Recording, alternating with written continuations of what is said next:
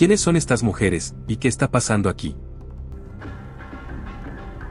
En un video pasado, hablé sobre las sectas más bizarras de Asia y ustedes pidieron mucho que hiciera un video sobre la religiosidad en Corea. Entonces, en este video, vamos a conocer un lado menos hablado de Corea, el lado de las creencias religiosas, de la espiritualidad, en que creen de hecho los coreanos y quiénes son estas mujeres haciendo estos rituales. Vamos a sumergirnos en las religiones que fundaron Corea y descubrir muchas supersticiones muy diferentes que ellos tienen hasta hoy. Suscríbete al canal y vamos al video.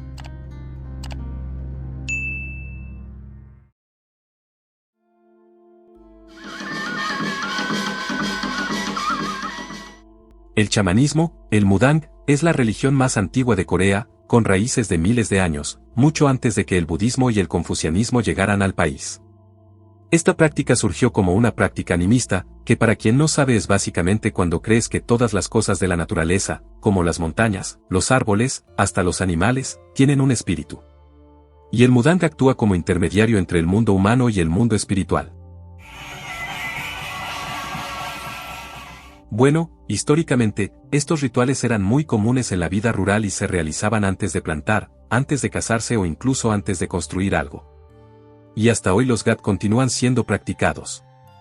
Gat es el nombre que se da a estas ceremonias que estás viendo, que tienen música, danza, cantos y hasta ofrendas. Y muchas veces hoy en día son adaptados a la vida urbana, incluso en grandes ciudades donde consultas por teléfono, o hasta por internet se volvieron bastante comunes. Imagina mandar un mensaje a un chamán para saber si debes o no casarte con alguien. Yo conocí este asunto de chamán a través de un dorama llamado La Lección. Y ahí descubrí que, a pesar de que Corea del Sur sea moderna y muy avanzada en tecnología, mucha gente, incluso aquellas personas que se dicen no religiosas, terminan recurriendo al mudang en ciertos momentos de la vida, como en matrimonios, nacimiento de hijos o incluso en pruebas importantes. Entonces, esta tradición muy antigua todavía influye en la cultura coreana hasta hoy en día. Y haberla conocido en un dorama no es una coincidencia. El chamanismo también tiene una presencia muy grande en la cultura pop, con doramas, con películas, con músicas que exploran esa idea de espíritus y rituales. Y han ganado mucha atención turística y cultural también, transformando algunas costumbres antiguas en algo bastante interesante, como si fuera una especie de puente entre el pasado y el presente. Entonces, vale la pena conocer un poco más sobre eso. Y si puedo decir algo aquí, con todo respeto, es que hay unas prácticas medio bizarras y asustadoras, con posesión de espíritus, danzas medio extrañas. Hay varios vídeos mostrando eso en la práctica. Pero entonces tú tendrías coraje de participar en algo así. El budismo. El budismo llegó a Corea muy temprano, allá por el siglo IV y fue traído de China, lo que moldeó templos, el arte, la filosofía e incluso estructuras de la política coreana. Diferente de algunas tradiciones budistas del sudeste de Asia, el budismo coreano se desarrolló muy influenciado por el confucianismo y por el chamanismo del que hablamos hace poco. Entonces ellos tenían muchas prácticas que equilibraban meditación, rituales y devoción popular, pero también incorporaron mucho la veneración de espíritus ancestrales. Los templos coreanos, muchas veces escondidos en montañas y rodeados por la naturaleza, no son apenas el lugar de culto, sino que terminaron convirtiéndose en centros de aprendizaje, de preservación artística, con pagodas, con pinturas, esculturas muy interesantes. Y pagoda aquí, para quien no sabe, son aquellos templos que tienen varios techos y son bien grandes, no es el pagode ritmo de música brasileña. Un destaque aquí del budismo coreano es el Seon, que es una versión coreana del Zen, que tiene que ver con la meditación silenciosa y la experiencia de la iluminación. Y esto es bien diferente de otras escuelas de Asia que se enfocan más en aquellos sutras, en aquellas repeticiones y en rituales complejos. A lo largo de los siglos, el budismo terminó influyendo mucho en la vida cotidiana, en festivales, en la arquitectura, en la ética del pueblo coreano.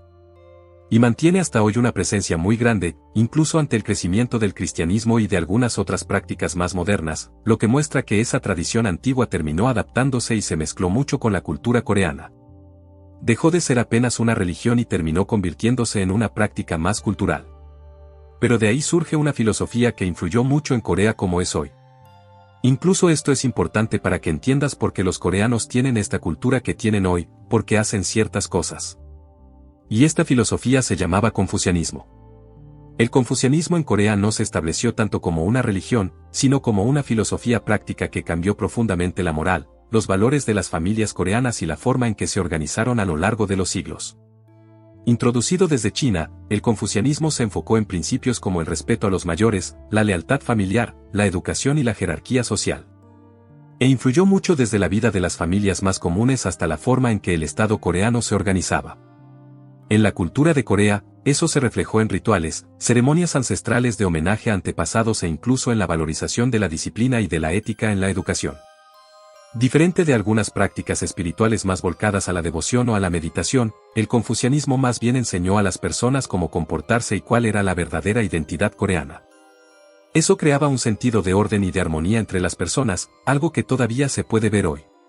Pero volviendo al asunto de la religión, sí hubo una religión que realmente entró hondo en la mente de los coreanos, y se enraizó en la cultura de Corea en el siglo XX, esa religión, sin duda alguna, fue el cristianismo. Introducido de forma más estructurada a finales del siglo XIX, el cristianismo, tanto el protestante como el católico, encontró un terreno muy fértil en Corea, y un país que estaba pasando por una modernización muy rápida. Y ofrecieron no solo fe, sino también escuelas, hospitales, redes sociales que fortalecieron su presencia en la región. El crecimiento del cristianismo en Corea se dio principalmente después de la Guerra de Corea, cuando las iglesias protestantes se expandieron y se convirtieron en centros de apoyo comunitario, al mismo tiempo que el catolicismo crecía de manera muy constante, enfocado en tradiciones de la iglesia y trabajo social.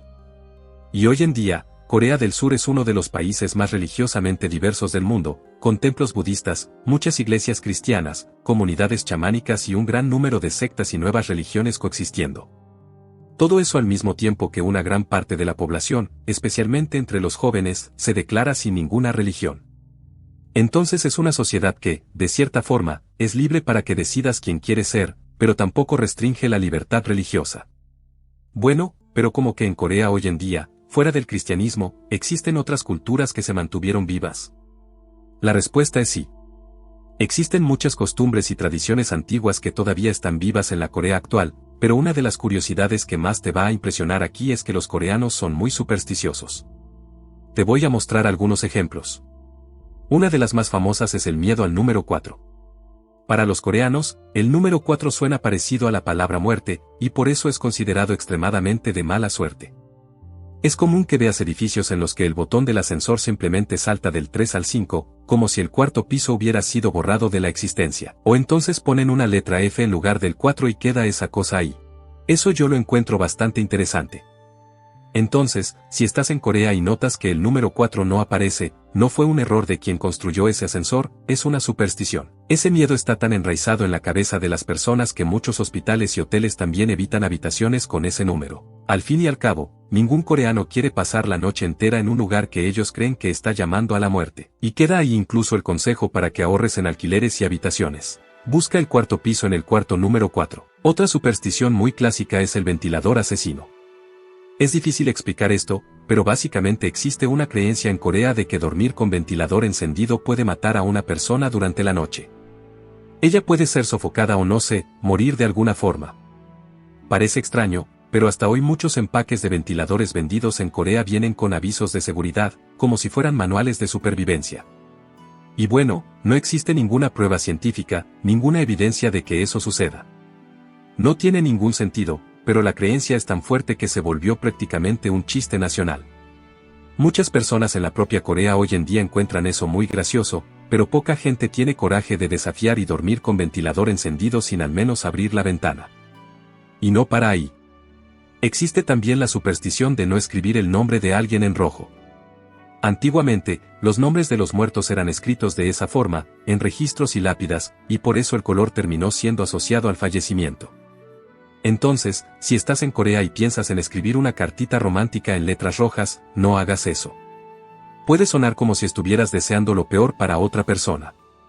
Los coreanos también tienen un involucramiento muy grande con la idea de suerte. Y hablando de suerte, los sueños tienen un papel muy grande en la cultura. Existen los llamados sueños premonitorios que pueden prever fortuna o incluso desgracia. Uno de los ejemplos más famosos es soñar con cerdos. Ellos creen que eso trae riqueza, ya que el cerdo en la cultura coreana simboliza la prosperidad. Tanto que no es raro que alguien despierte animado después de soñar con cerdito, diciendo que finalmente su vida va a cambiar. Y yo sé que esa idea de premonición de suerte es bien común en varias culturas. Entonces comenta abajo cómo las personas de tu región creen en eso. Los coreanos también tienen mucho miedo de espejo. En realidad, los espejos son la base de una serie de supersticiones en todo el mundo. Vas a decir que nunca te quedaste mirándote en el espejo para ver si pasaba alguna cosa. Mientras los europeos y norteamericanos tienen mucho cuidado de no romper espejos, los coreanos evitan colocarlos directamente frente a una puerta, porque creen que eso va a desviar la buena suerte de entrar. Incluso, mi miedo a los espejos cuando yo era niño vino de cierta película llamada La llave maestra. Es una película de 2005 de terror, que también tiene un tema relacionado con espejos. Los coreanos también dicen que no debes silbar de noche. Aunque el silbido generalmente sea algo feliz, incluso hay músicas que lo tienen. Eso no es muy alentado en Corea del Sur, por lo menos no después de que el sol se pone. En realidad, desde hace mucho tiempo se cree que silbar de noche puede invocar espíritus, fantasmas, demonios y hasta otras criaturas sobrenaturales. También hay una versión de esa creencia que es un poco menos aterradora, la superstición de que silbar atrae serpientes. Por último, una de las supersticiones más graciosas involucra a los estudiantes y los temidos exámenes de ingreso. El examen en Corea es prácticamente un evento nacional, capaz de detener al país entero, y los estudiantes usan todas las estrategias posibles para atraer suerte. Una de las más curiosas es el Komeuyu, que es un caramelo pegajoso que simboliza pegarse en la prueba. Pero en el buen sentido, como si fuera pegarse a las respuestas correctas. También existen amuletos de la suerte, rituales de ánimo y hasta restricciones alimenticias, como evitar comidas que puedan resbalar, como la sopa de algas, porque simbólicamente sería como dejar que el conocimiento se escape en el momento del examen. Es una superstición bastante rara y diferente, pero para quien está nervioso por pasar el examen, yo creo que cualquier cosa sirve. Estas supersticiones son muy curiosas, porque muestran que incluso en un país muy actual, todavía se encuentran tradiciones muy antiguas y creencias que influyen en la vida de las personas. Pero ahora necesitamos hacer una pausa en las curiosidades y hablar de un tema más serio, que infelizmente forma parte de la realidad de Corea del Sur, las sectas y religiones más nuevas. Este no es un asunto ligero, porque muchas de esas organizaciones no solo manipulan, sino que también perjudican la vida de miles de personas. Y este fenómeno ha crecido bastante en las últimas décadas. Corea del Sur, a pesar de ser un país extremadamente moderno, es también uno de los lugares con mayor número de nuevas religiones registradas en el mundo. Muchas de ellas son lideradas por personas que se autoproclaman mesías o personas elegidas por Dios. Uno de los ejemplos más polémicos es el Sityeondy, que ganó fama internacional en 2020, durante aquel momento en que tuvimos que quedarnos en casa. Y estuvo vinculado a un gran brote en el país, pero no es un caso aislado. Existen también muchas iglesias protestantes radicales que ejercen una fuerte influencia política y social, con pastores que llegan a movilizar multitudes, controlar narrativas políticas e incluso interferir en decisiones del gobierno. Mira, esto no es un problema de protestantes. Y lo digo siendo protestante. Esto es un problema general en Corea. Otro caso muy famoso es el movimiento de la unificación Homoonies, que fue fundado por Soo Mi-moon, y se hizo famoso por realizar esos casamientos colectivos gigantescos, donde miles de parejas se casaban al mismo tiempo.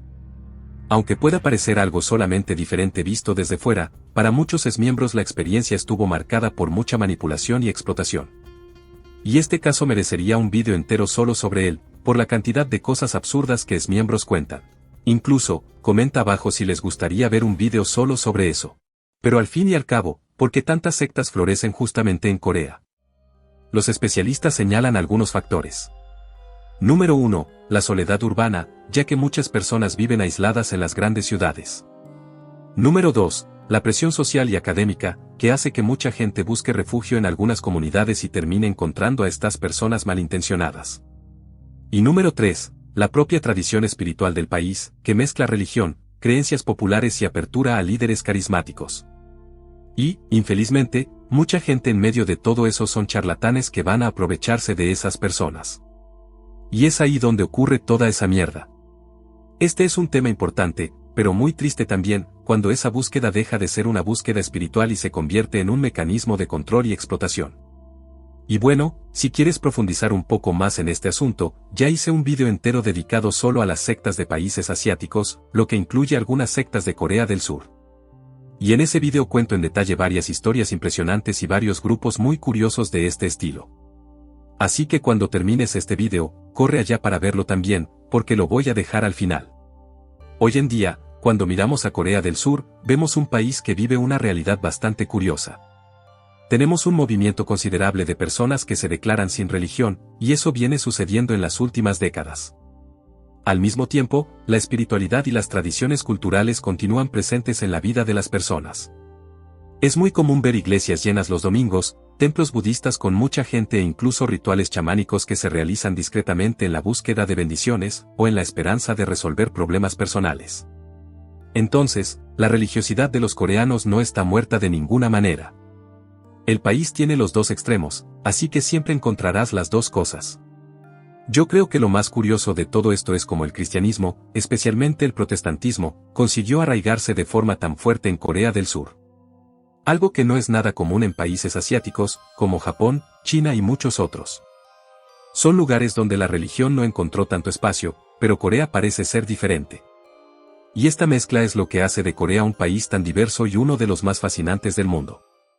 Si llegaste hasta aquí, muchas gracias por ver. No te olvides de hacer clic en esos vídeos que están apareciendo ahora en tu pantalla, así puedes sumergirte aún más en este tema y conocer de cerca las sectas curiosas de Asia, incluyendo algunas de las que probablemente nunca has oído hablar.